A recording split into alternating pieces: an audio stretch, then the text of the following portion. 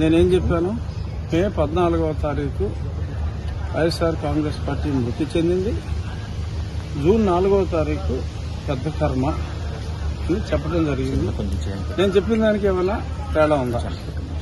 ఏ రోజైతే నన్ను తీసుకెళ్లి వాడు చంపాలని చూశాడో అదే రోజు ఎన్నికలు ముగియటం అనేది దేవుడి సంకల్పం.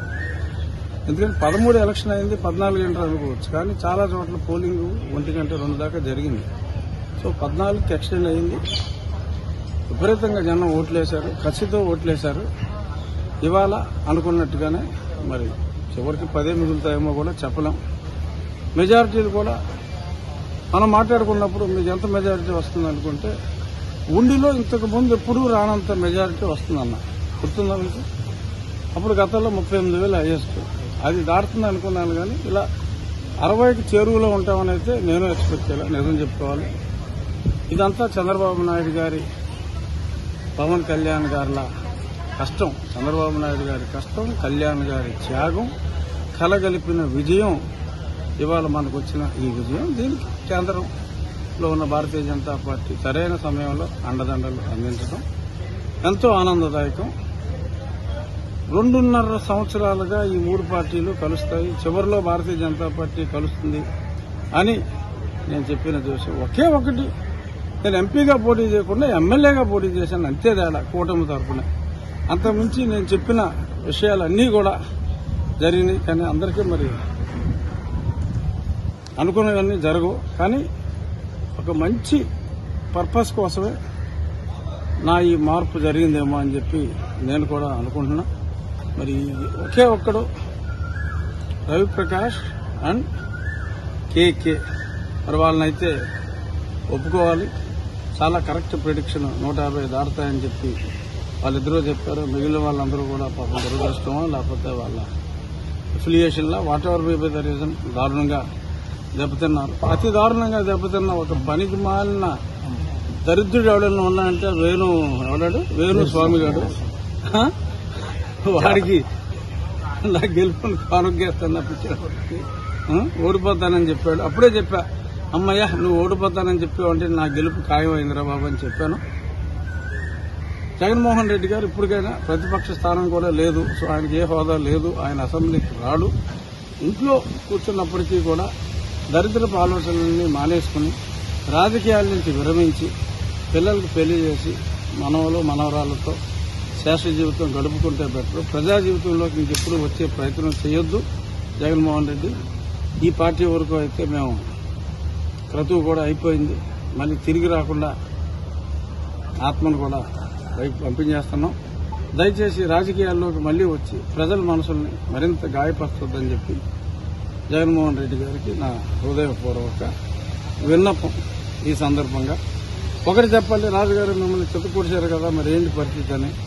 న్యాయపరంగా ఎవరైతే నన్ను దారుణంగా హింసించారో వారు తప్పక శిక్షింపబడుతురు అని ఈ సందర్భంగా నేను నా తరపున నన్ను కొట్టినప్పుడు, నేను చావులు బతుకుల మధ్యలో ఉన్నప్పుడు నాకెంతో మంది నాకు సంపూర్ణ మద్దతు, ముఖ్యంగా మహిళలు ఎంతో సంపూర్ణ మద్దతు నాకు తెలియజేశారు. ఆ మహిళామణులందరికీ కూడా వన్స్ అగైన్ వాళ్ళ కాళ్ళకి, వాళ్ళ పాదాలకి నేను నమస్కరిస్తూ, ఎంతో మంది వారి తలనీలాలు కూడా అప్పుడు సమర్పించడం జరిగింది. వాళ్ళందరికీ, ముఖ్యంగా మహిళలందరికీ నా పాదాబంధనాలు అందజేస్తూ రాబోయే రోజుల్లో ఏపీ అంటే అమరావతి, పోలవరం అనేది టాప్ ప్రయారిటీ.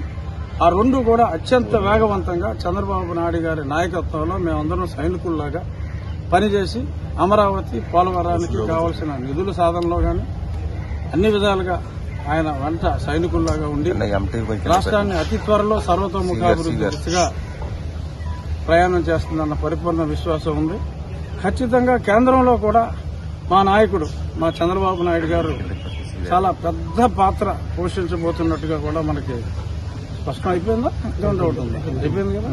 సో అతి పెద్ద పాత్ర మా పార్టీ అధ్యక్షులు అక్కడ పోషించబోతున్నారు. మరొకసారి జై చంద్రబాబు నాయుడు గారు, జై పవన్ కళ్యాణ్. సిద్ధమా సిద్ధమా సిద్ధమా సిద్ధమా 13 సీట్లు వచ్చారా? 13 సీట్లు. దాంట్లో కూడా రాత్రిలో ఇంటి ఉండిపోతే తెలియదు. ఇందుకే సిద్ధమా అని చెప్పి ఊరికి డబ్బులు లాగలేదు జనం మీద. మండదా మమ్మల్ని ఇబ్బంది పెట్టినావు, మండింది. మమ్మల్ని కేసులు పెట్టినావు, మండింది. మా ఆస్తులుగా చేసినావు, మా నాయకులు విమర్శించినావు, మా పార్టీ కార్యకర్తలు ఇబ్బంది పెట్టావు, మా సుభాషిని జైలుకి పంపించావు, మా పవన్ కళ్యాణ్ గారి కుటుంబ సభ్యులను మాట్లాడినావు. ఇలా ఉంటుంది మండితే జనసేన. ఇప్పుడు కాబట్టి నాకు 2 నంబర్లు కావాలండి. ఒకటి సజ్జల రామకృష్ణ స్విచ్ ఆఫ్ చేసుకోండి, నంబర్ కానుకుంటే అది సంబరాలు చేసుకోమన్నాడు. చేసుకుంటున్నాం మేము అందులో సంబరాలు. టైం 10:11 చెప్పినాడు, లేట్ గా చేసుకున్నాం. ఏమైనా ఇబ్బంది సార్ లేట్ గా చేసుకున్నందుకు? ఎందుకు సార్? ఏమైనా రాజకీయాల్లో హుందాతనం హోదాతనం మగతనం మాట్లాడాలి. ఈయన పవన్ కళ్యాణ్ గారు చూసారు కదా, చెప్పి చేశాం, తొక్కుతామన్నాం, జీవితంలో లేకుండా తొక్కాం. మేము పోస్టర్లు వేస్తాము, మీరు గెలిస్తే సవాల్ చేస్తే మీ పేటీఎం గాలో పోస్టర్లు రెడీ చేసుకోమన్నా. చేసుకున్నా. ఏం పోస్టర్లు చేసుకోవాలన్నా చెప్పు. మీకు శ్రద్ధాంజలి చేయమంటావా, లేకపోతే మీరు మాకు పోస్టర్లు వేస్తారా? రేపు టికెట్లు బుక్ చేస్తారు అస్సాంకి, అందరూ రెడీగా ఉండండి, లిస్టు పంపిస్తా. జై హింద్, జై జనసేన, జై పవన్ కళ్యాణ్. వాడు అస్సాం పారిపోయింటాడు పట్టుకోమని కూడా చెప్పాను. వాట్సాప్ గ్రూపులు పెట్టాను, పట్టుకున్నాను. వెళ్ళవద్దు. ఆ కామరాజు గారిని ముందే చెప్పా, ఒరే నువ్వు ఊడిపోతావరా. ఆ భట్రాజు గారికి చెప్పా, మూర్తి గారి లోగోల ముగ్గురు ఉన్నారు. కాటరాజు గారు 2 ఫ్రెండ్స్. భట్రాజు గారు ఇక్కడే ఉంటాడు, వారికి రేపు మాట్లాడదాం. సో అద్భుతమైన విజయాన్ని అందించినటువంటి ఈ రాష్ట్ర ప్రజలకు, ముఖ్యంగా పవన్ కళ్యాణ్ గారు ఒక అద్భుతమైనటువంటి రోల్ పోషించాడు. ఆ టీం అద్భుతంగా పనిచేసింది. ఈ రాష్ట్రంలో జనసేన టీం అద్భుతంగా పనిచేసింది. చంద్రబాబు నాయుడు గారి యొక్క ఆధ్వర్యంలో ఒక అద్భుతమైన ప్రభుత్వం రాబోతా ఉంది. ఈ రాష్ట్రానికి దశని నిర్ణయించే పాత్ర వాళ్ళిద్దరు తీసుకుంటారు, అలాగే మోడీ గారు కూడా తీసుకుంటారు. ఒక అద్భుతమైన పరిపాలన రాష్ట్ర ప్రజలకు అందించాలి. అంత నమ్మకంతో ఇవాళ ఎన్ని ఓట్లు పడ్డాయి.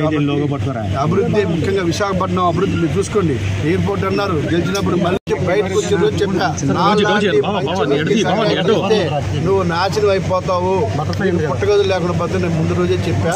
లెటర్ కూడా రాశా. మాలాంటి నమ్మకస్తుల్ని బొమ్ము చేసుకొని వాళ్ళని ఖర్చు పట్టిందన్న విషయం కూడా ఎవరైతే కష్టపడతారో, ఎవరైతే నమ్ముతారో వాళ్ళని మోసం చేస్తే దేవుడు చూసి ఎలాంటి రిజల్ట్ ఇస్తాడని ఒక జగన్మోహన్ రెడ్డి గారిని చూస్తేనే అర్థమవుతుంది.